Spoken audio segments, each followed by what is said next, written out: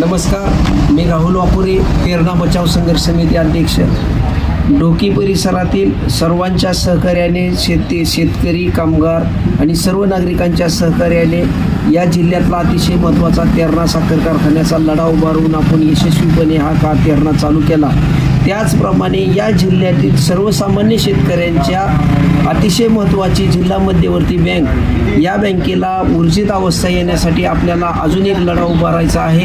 आणि या लढ्याच्या माध्यमातून ज्या सभासदांच्या ठेवी जिल्हा मध्यवर्ती बँकेकडे अडकलेल्या आहेत, या तेरणा साखर कारखान्याच्या कामगाराच्या देणी ज्या जिल्हा मध्यवर्ती बँक व व्यावसायिक यांच्याकडे अडकलेल्या आहेत आणि या जिल्ह्यातल्या शेतकऱ्यांना वेळेवर कर्ज भेटावे व पुन्हा एकदा या जिल्ह्यातला शेतकरी सुजलाम सुफलाम व्हावा व शासनाने ज्याप्रमाणे नागपूर असेल, नांदेड असेल, इतर जिल्हा मध्यवर्ती बँकेला ज्याप्रमाणे मदत जाहीर केली तशी मदत तेरणा आपल्या DC जिल्हा मध्यवर्ती बँक धाराशिव यांना द्यावी. या सर्व बाबीचा सकारात्मक विचार करण्यासाठी अतिशय महत्त्वाची बैठक सोमवार दिनांक 28 जुलै रोजी सकाळी 11 वाजता जिल्हा मध्यवर्ती बँक धाराशिव येथे आयोजित करण्यात आलेली आहे.